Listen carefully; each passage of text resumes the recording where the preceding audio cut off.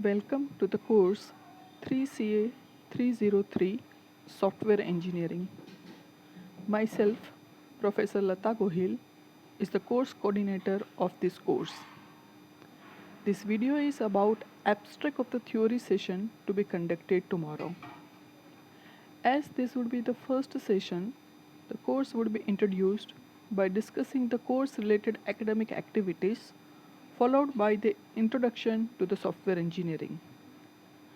The teaching scheme of this course is 3 lectures per week, where each lecture is of 1 hour and 2 hours practical session per week. Thus, credit of this course is 4. The introduction of the course would discuss the importance of the course and the justification of the need of the software engineering.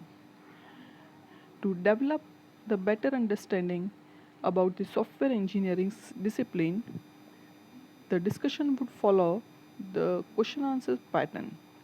Examples of few of such questions are: what is software? What is software engineering? What is the difference between software engineering and system engineering? What is a software process? What is a software process model? What are the key challenges facing software engineering? These are a few examples of the questions which we will be discussing during this session. After discussion of the fundamental questions, understanding the key challenges would help to explore and contribute in this domain.